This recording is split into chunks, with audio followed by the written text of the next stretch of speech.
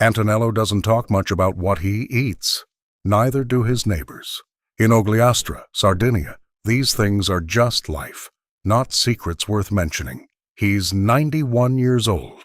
Every morning at 6 a.m., he milks 150 sheep by hand. He lifts 50-kilogram sacks onto his shoulders without help. He drives without glasses. He has never had a gym membership. He has never taken a protein supplement in his life. Meanwhile, in the United States, 46% of men over 60 aren't consuming enough protein to maintain their muscle mass. At 60, your body loses muscle up to 5 times faster than at 30. And the solution most of you are using, whey protein shakes, a 2023 study confirmed produces 0 increase in muscle mass after 12 weeks of daily use, even combined with resistance exercise. The gap between Antonello and the average American isn't genetics. It isn't wealth. Nobody in Sardinia is selling it. Nobody is even talking about it. It's 7 cheap foods eaten in a specific pattern every single week. In the next 20 minutes, you'll learn exactly what they are and precisely why they work. Before we talk about food, we need to talk about why food stops working. Because here's what nobody in the fitness industry tells you. After 60, the problem isn't that you're eating too little protein. For most people, the problem is that the protein they're eating isn't reaching their muscles at all. It's being wasted. And there are 3 specific biological mechanisms that determine whether protein gets used for muscle or gets thrown away. Sardinians, without ever reading a study, eat in a way that solves all 3 simultaneously. The first mechanism is distribution. After 60, your body can only use 25 to 30 grams of protein per meal to trigger muscle protein synthesis. Above that threshold, the excess doesn't go to muscle. It gets oxidized for energy or converted to glucose. Wasted. The typical American approach is to drink a 50-gram protein shake once a day and assume the job is done. It isn't. You've hit the ceiling, spilled the rest, and left your other 2 meals without enough to trigger anything. Sardinians hit the threshold 3 times daily. Every meal counts. Nothing gets wasted. The second mechanism is diversity. When you eat the same protein source every single day, chicken breast, whey shake, repeat, your gut bacteria narrow. A narrow microbiome raises chronic inflammation, and chronic inflammation directly blocks muscle protein synthesis. It doesn't matter how much protein you're eating. How inflamed muscle tissue resists the anabolic signal. Sardinians rotate between sheep cheese, legumes, and tree nuts throughout the week. Their gut stays diverse. Their inflammation stays low. Their muscles stay receptive. The third mechanism is density. Every time you eat protein alongside a high glycemic carbohydrate, the resulting insulin spike triggers an inflammatory cascade. That cascade mutes the anabolic signal from your protein before it ever reaches muscle tissue. You're eating good protein. You're eating enough of it, and your bread is quietly canceling it. Sardinians eat every protein meal with long fermented barley bread that produces a 40% lower insulin response than standard whole wheat bread. The protein lands clean. No interference. No wasted signal. 3 mechanisms: distribution, diversity, density. But the 7 foods you're about to learn aren't random. Each one was selected by centuries of lived experience to solve at least one of these 3 problems. Some solve all 3. Let's start with the foundation. In the mountain villages of Barbagia, places like Pradas de Fogo and Vila Grande Strisili, there are 2 foods that appear on the table almost every single day. Not occasionally, not when someone remembers to buy them. Every day. Sheep, cheese, and legumes. This isn't tradition for tradition's sake. There's a precise biological reason these 2 foods have survived centuries of Sardinian eating, and it comes down to what they do together that neither can do alone. The first food is pecorino sardo, traditional cheese made from the milk of sheep grazing on mountain terrain. 1 ounce delivers roughly 8 grams of protein and 2.5 grams of leucine. That number matters. Leucine is the specific amino acid that directly activates muscle protein synthesis. Not protein in general, leucine specifically, and 2.5 grams per ounce is more leucine per serving than chicken breast. Sardinians don't eat it once. They eat it at breakfast with bread. They add it to their midday soup. They finish dinner with a slice. 3 meals, 3 activation signals. Every single day. There's one distinction that matters here. Pecorino sardo comes from animals grazing on mountain pasture, not industrial feed. The nutrient profile is different. The fat composition is different. The leucine content reflects what the animal ate. Grass-fed sheep cheese is not the same product as standard supermarket cheese wearing a similar label. The second foundation food is legumes, specifically chickpeas, lentils, and fava beans. The Melis family of Pratas de Fogo, recognized as the longest-lived family ever documented, attributed their health to one meal eaten every single day, without exception. A mixed legume minestrone. Chickpeas, fava beans, lentils, cooked together, eaten warm, that's it. No exotic ingredients. No supplements dissolved into it. Just legumes. Here's why they work. Legumes provide plant protein that complements the amino acid profile of animal protein. When you combine them, the two sources cover each other's gaps. But the more important effect is what legumes do for your gut. They're loaded with soluble fiber that feeds the specific gut bacteria linked to reduced systemic inflammation. Lower inflammation means the anabolic signal from your protein actually lands. The brake comes off, and they're cheap. A pound of dried chickpeas costs less than $2 and provides 12 servings. Compare that to a $40 tub of whey protein that a 2023 study confirmed produces 0 muscle gain after 12 weeks of daily use. Here is your first protocol. Replace 1 processed protein meal per day with legumes and sheep or goat cheese. If Pecorino sardo isn't available, aged goat cheese is the closest substitute. Rinse a can of chickpeas, heat them with olive oil and garlic, add 2 ounces of cheese on the side. That's 25 grams of protein right there. Do this at breakfast. Your goal for the next 7 days is simple. Get 20 grams of protein in your first meal of the day from real food, not powder. One mistake to avoid. And people add the cheese, but keep eating white bread, sugary cereal, or pastries alongside it. Those spike insulin and blunt the protein signal before it starts. The bread question gets its full answer in a few minutes. For now, switch to sourdough or whole grain. The foundation is set. Now we amplify it. Here's something that gets completely lost in modern nutrition advice. Sardinians don't eat the same thing every day. They never have. Monday might be chickpea soup with pecorino. Tuesday, lentil stew with goat cheese. Wednesday, fava bean salad with a handful of almonds. Thursday, chickpeas again, but prepared differently, with different herbs, different texture, different accompanying vegetables. The food rotates. The gut stays surprised, and that turns out to matter enormously. A 2020 study comparing dietary patterns across the Sardinian and Costa Rican blue zones found that dietary diversity was directly linked to lower inflammation markers in adults over 65. Not marginally lower, significantly lower. More variety in the weekly diet equaled measurably less chronic inflammation in the body. And as you learned in the last section, chronic inflammation is one of the 3 mechanisms that blocks muscle protein synthesis regardless of how much protein you eat. The modern fitness trap does the exact opposite. You're told to meal prep on Sunday. Same chicken breast, same rice, same broccoli, portioned into 6 identical containers. Same macros, same food, 7 days in a row. Your body adapts. Your gut bacteria narrow. Inflammation quietly climbs, and you wonder why the protein isn't working the way it used to. Sardinians follow the seasons instead.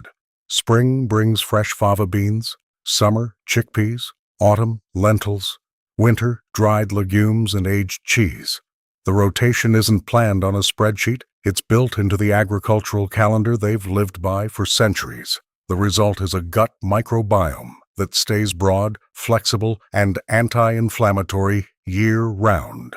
Now add 2 more foods to the foundation: almonds and walnuts. Almonds are the base of nearly 90% of traditional Sardinian desserts. That's not a coincidence. They're loaded with vitamin E, magnesium, and healthy fats that directly support hormone production. After 60, testosterone and growth hormone decline at roughly 1 to 2% per year. By the time you're 60, you've lost between 30 and 60% of the testosterone levels you had in your 20s.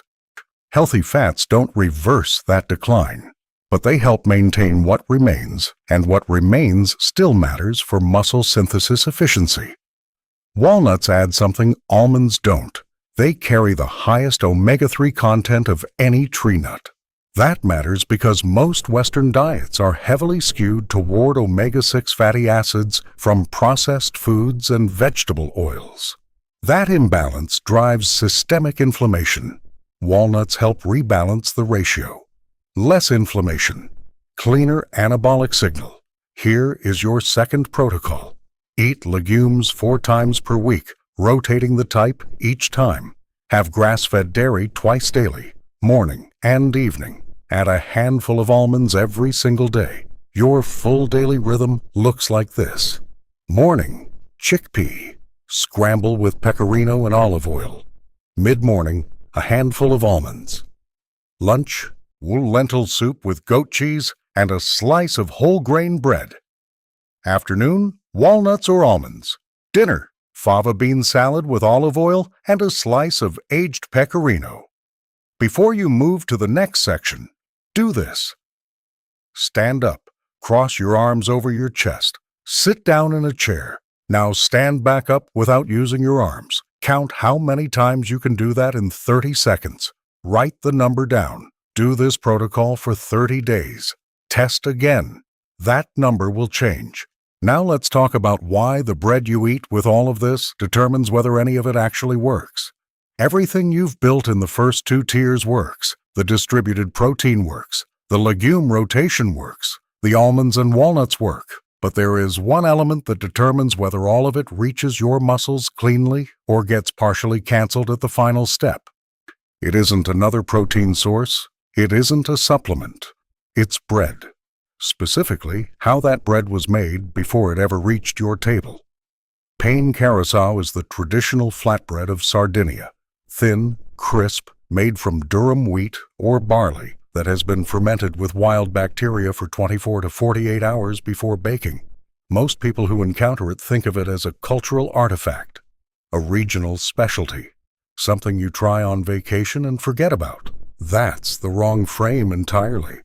Pane carousel isn't interesting because it's traditional. It's interesting because of what the fermentation process does to the starch before you eat it, and what that change does inside your body after you eat it.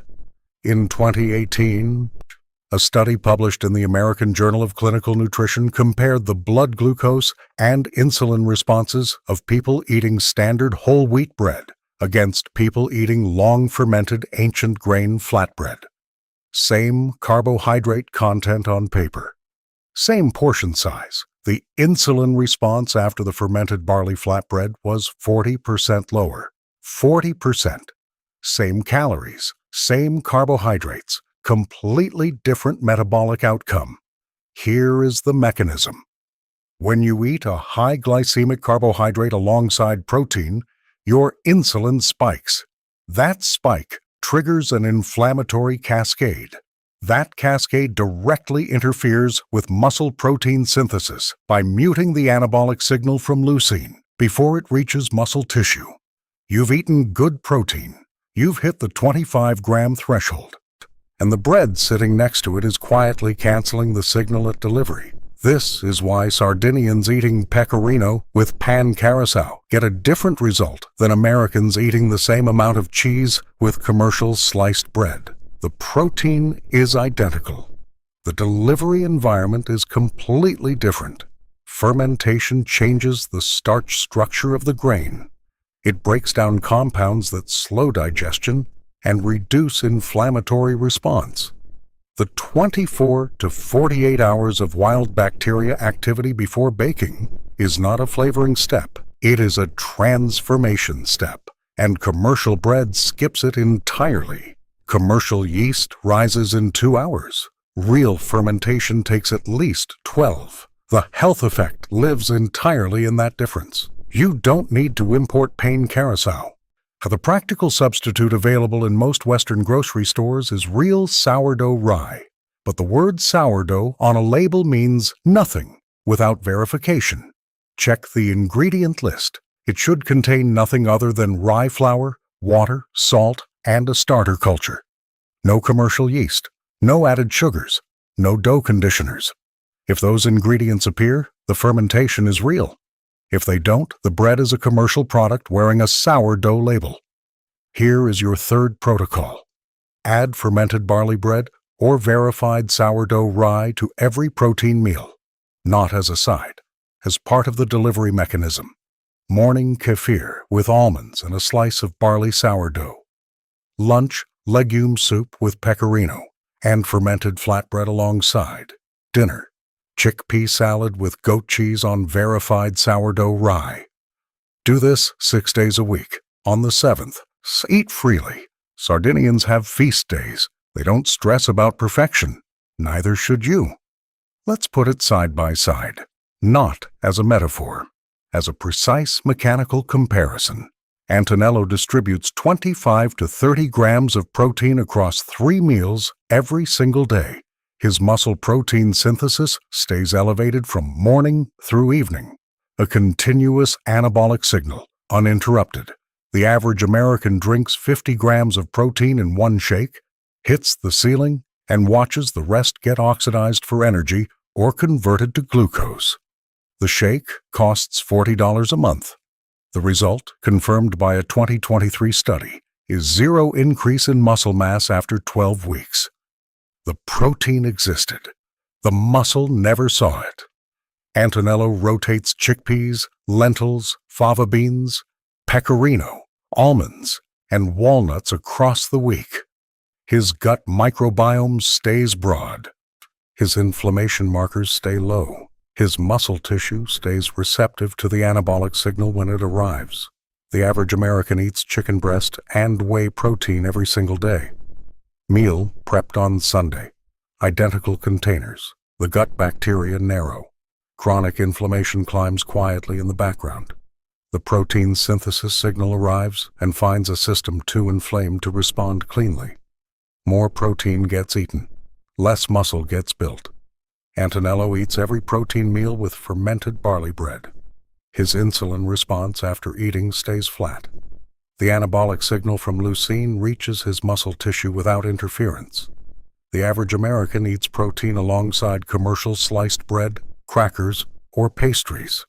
The insulin spikes. The inflammatory cascade follows. The anabolic signal gets muted before it lands. The protein did everything right. The carbohydrate canceled it at the final step. 3 mechanisms. 3 failure points in the Western approach. 3 solutions built into a dietary pattern that costs less per week than a single container of whey protein. Now here is the biology behind why this gap exists and why it widens after 60. After 60, your body develops what researchers call anabolic resistance. Your muscle tissue becomes less sensitive to the anabolic signals from protein. You need more protein per meal to trigger the same muscle synthesis response you got effortlessly at 30. That's the first problem. But there is a second problem that almost nobody talks about. Chronic inflammation from poor diet, chronic stress, and physical inactivity blocks the anabolic signal independently. Even when you eat enough protein, even when you hit the threshold, the signal gets sent and doesn't arrive. You are pressing the gas pedal with the brake fully engaged. Sardinian shepherds never pressed the gas harder. They released the brake. Diverse legumes reduced gut inflammation. Fermented grain kept insulin flat so the protein signal could travel cleanly. Distributed protein provided a constant anabolic stimulus across the entire day. The brake came off. The gas pedal didn't need to move. One final mistake people make when they discover this system. They add the 7 foods, but keep eating processed food alongside them. Chips, cookies, commercial crackers, sugary breakfast cereal. You cannot out-eat bad food with good food. The Sardinian diet works because it is 90% whole foods. Make the trades. Chips for almonds. Breakfast cereal for legumes and cheese. Commercial bread for verified sourdough. Remove what cancels the signal. Then let the system work. Let's make this crystal clear. Not a philosophy, not a general direction. A precise 3-step system you can begin tonight and build over the next 90 days. Tier 1. Replace 1 processed protein meal per day with legumes and sheep or goat cheese. Your target is 20 grams of protein in your first meal of the day from real food. Canned chickpeas, rinsed and heated with olive oil and garlic. 2 ounces of pecorino or aged goat cheese on the side. That's your breakfast. Do it for 7 days without modifying anything else. Don't try to fix your entire diet in week 1. Just replace that 1 meal. What you'll notice in 7 days is specific. Your energy stabilizes through the morning. The mid-morning crash disappears. Your digestion improves because the fiber from legumes is feeding gut bacteria that haven't been fed properly in years. That's not a placebo effect. That's your gut responding to real food after a long period without it. Tier 2. Add the protein rotation. Eat legumes 4 times per week, rotating the type each time. Chickpeas one day, lentils the next, fava beans after that. Have grass-fed dairy twice daily, morning and evening. Add a handful of almonds every single day without exception. Your protein target is 25 grams distributed across 3 meals. Not 75 grams in one sitting. 25, 3 times, across the full day. Do this for 30 days. At the end of 30 days, repeat the chair stand test you did at the beginning of Tier 2. Count your reps in 30 seconds. Write the number next to your first result. You should see a measurable improvement. Your recovery after physical activity will be faster. Inflammation and water retention drop together, and your clothes will reflect that before a scale does. Tier 3. Add fermented barley bread or verified sourdough rye to every protein meal. Check the ingredient list before you buy. Rye flour, water, salt, starter culture. Nothing else. This bread is not a side dish. It is the metabolic anchor that keeps your insulin flat, so the protein from tiers 1 and 2 actually reaches your muscles instead of being canceled by an inflammatory spike. Do this for 90 days. At the 90-day mark, retest the chair stand. The improvement should be 3 to 5 additional reps. Your grip strength will be measurably better. Stairs will feel more stable. This isn't a promise about extremes. It's a documented pattern of what happens when the 3 mechanisms are addressed simultaneously over time. Beyond 90 days, this stops being a protocol. It becomes your normal. You stop counting grams. You stop reading labels obsessively. You eat legumes, cheese, nuts, and fermented bread because that's what's in your kitchen, and that's what you know how to prepare. Your body recognizes the pattern. Your gut thrives on it. Your muscles respond to it. Return to Antonello one final time. 91 years old. 150 sheep milked by hand every morning. 50-kilogram sacks lifted onto his shoulders without assistance. 7 foods, 3 mechanisms, 1 pattern. Centuries of uninterrupted proof that this works. Thanks for spending a few healthy minutes with me. If this video helped you feel better, learn something new, or take a step toward a healthier life, consider subscribing and joining the journey. Keep the good habits going. Tap here to watch the next video and build on what you started today.